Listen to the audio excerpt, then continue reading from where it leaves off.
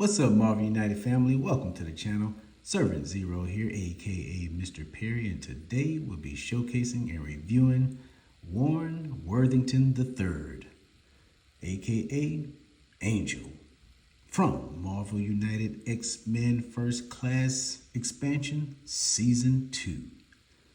Let's go!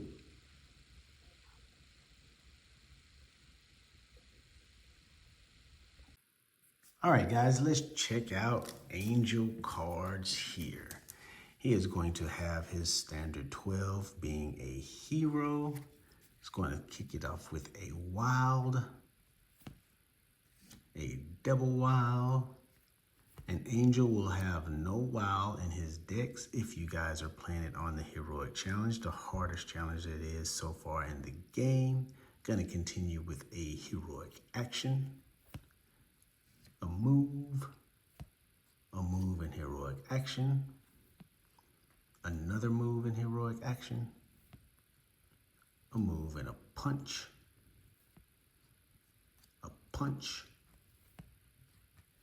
and Angel is going to have 4 special effect cards.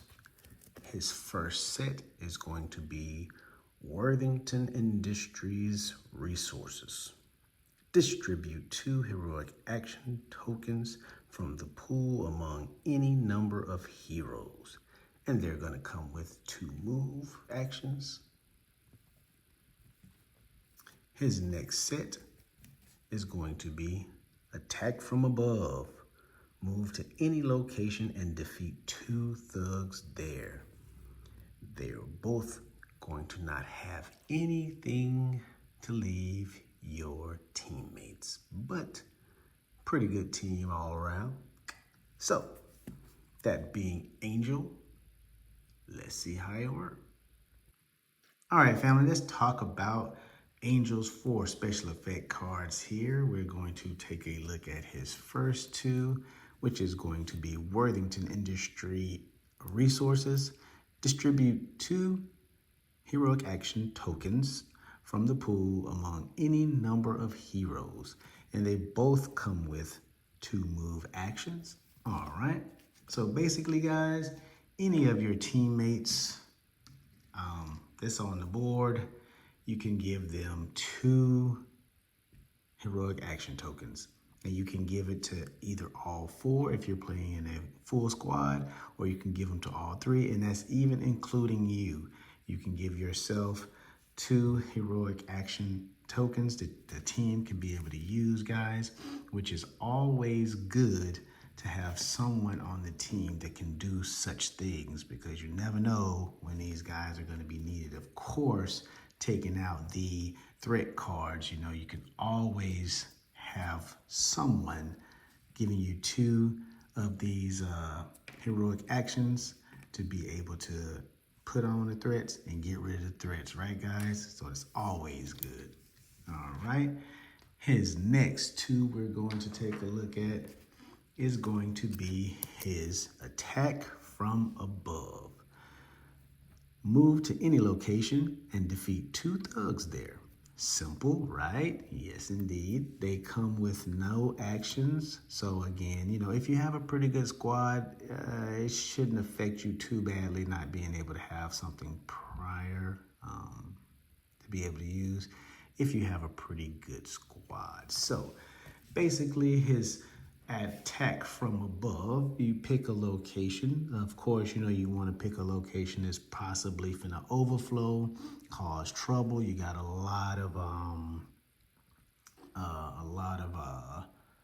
let's say it's over here. Yeah, you've got a lot of thugs there, and you just be able to go over there and take out, boom, 2 of the thugs and help out with that overflow in that location. Now, my question with that is, Attack from Above is a great ability, but my understanding is if there is a threat card that empowers your thugs to take double damage, okay? Now, that is priority. If the threat card is on the board that empowers your thugs to take double damage, Does that then mean because he would defeat 2 there, would he still be able to just swoop over there and take out the 2 regardless of that threat being there? Or will he just be able to maybe pull 1? You know, that's the way I look at it. Each thug in every location, of course, has a health of 1. And so with him being able to defeat 2 of them, I'm looking at that as that's 2 health. So instead of pulling 2 heroes off that location, if the threat that empowers them to have double damages there, instead of pulling 2, he just pull 1 of them off of that location. If you guys know, leave it down in the comments for me. Help me to better understand the game. I'm going to say you just pull the 2, but again, I'm not really sure on that. I believe if that threat is still there, you have to honor that threat because they're their priority. So that being Angel and his special effect cards, let's talk about the first class here. The first class comes with the Danger Room Challenge, which I wouldn't call it a challenge. I would call it a buff. It's really a neat mechanic here in season 2. Again, Simon has done a great job with introducing a lot of different mechanics to the new to season 2 here that allows us to do a lot of new different things and really be able to enjoy the game a lot further, a lot more different little ways of things you can do. So the Danger Room is basically this attachment that you would be able to attach it to the starting location of your heroes if you decide to use it in your game.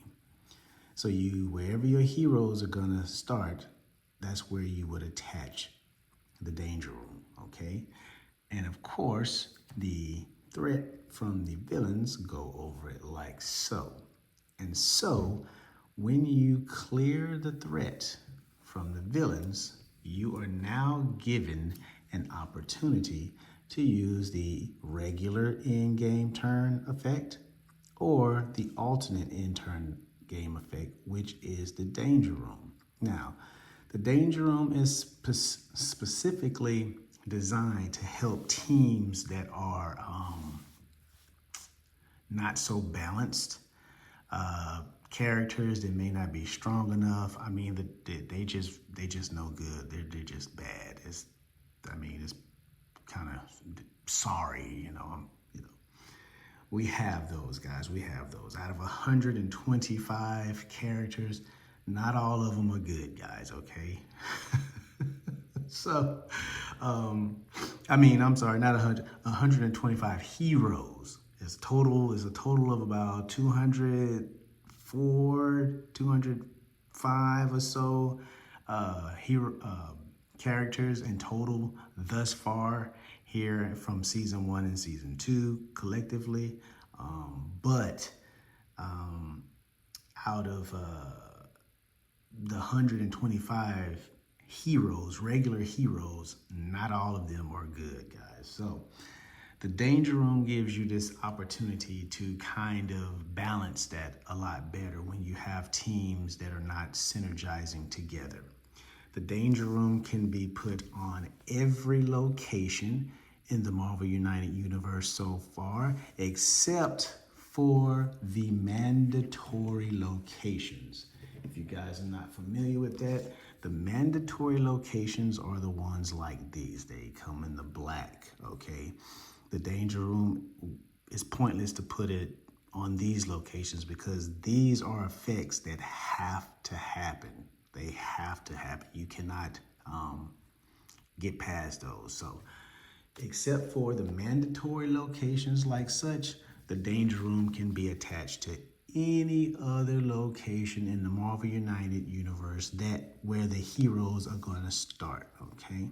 So as you put it down and as you guys are playing the game, of course, you in your turn here, you are going to decide to use the danger room. What you would do is with the danger room comes training cards. You would shuffle them up, you would mix them up, and then you would pull your training card to see what you get. Now, they have 7 permanent training cards that you can use, and they have 5 discard cards that you would discard when you use them. When you use them, you put them to the discard pile. All right. There is no limit to how many permanents you can use. If you wanted to, if you collected all 7 of these, you can use all 7 of these. You can use all 7 before you get ready to play your card or after you play your card. It doesn't matter. There's no limit. You're able to do this. The only way you keep these throughout the game. The only way you lose these is if you are KO'd. If you are ever KO'd during the game, you would lose all of these. You would have to reshuffle them all back into the card deck, and then you'd have to start over again. So, as you are building your character or your team abilities up, you're able to really do some cool things to help that character that's not that good to be truly amazing as they are training, as they are learning. As you hit here, you collecting your little training cards, just going through, helping out, fight certain boss or certain villains that can be very daunting for the team that you so happen to put together that's not that good. So the danger room is a really neat mechanic, and it's really cool that they added that when they did, because again, this along with the gear that's coming out in season 3, along with the pet system that they have that's coming out in season 3, and some of the other mechanics that we may not yet know about, it's going to be really cool to see how all that works together, and either how super easy is going to make the game, or bring more of a balance as we start, fighting against the new villains and seeing how their mechanics work and other little things like that. It's going to really be fun, guys, when it multiverse gets here. So again, that being the Danger Room challenge, but I wouldn't call it a challenge. I would call it a buff, or help here, and that you put it wherever your heroes are going to start, you'd attach it to that. And remember, guys, you can only attach it to the regular locations, not those mandatory locations. No mandatory locations. Again, it's pointless to attach it to those, because the mandatory locations, you have to do those in turn effects. So you'll get your training cards. Again, it doesn't matter how many you have in your hand. It doesn't matter how often you use them. You use them every turn. I'm sorry, let me specify that. You would only be able to use them every turn. So even though you may have yourself, you may have yourself 3 permanent cards here that you can use, but you have to use them once every turn. So every time your turn comes, you will use your permanent effect cards here, either before you play your card or after you play your card, and then you would play your permanent effect cards here once every turn. Really cool, guys, really lenient. That's really amazing that CMON didn't make the rules on that a little more difficult for you. Not necessarily difficult, but a little more, hey, no, you're just not gonna come in here and be just this tear everything down type of character. So it's cool that they allowed us to have the freedom like that to just really help out some of the characters that are really on the low end of just being horrible. So that's going to be it, guys. This is Angel from the Marvel United X-Men First Class expansion, guys. I like his mold. Great job with that. The difference being able to see the feathered wings and not those metal wings that he has as he transfers from, Apocalypse abusing him, basically lying to him, but his beginnings here. And that being the danger room and how it works as well. I hope I was able to explain it to some of you guys who may not understand it or know how it works. Looking for that information so that we can all get knowledgeable with the Marvel United game and love it and just have a great time playing. Again, if you guys like what I'm doing, hit that thumbs up, subscribe, you guys share the video, stay safe out there and be blessed, and I will catch you guys in the next one.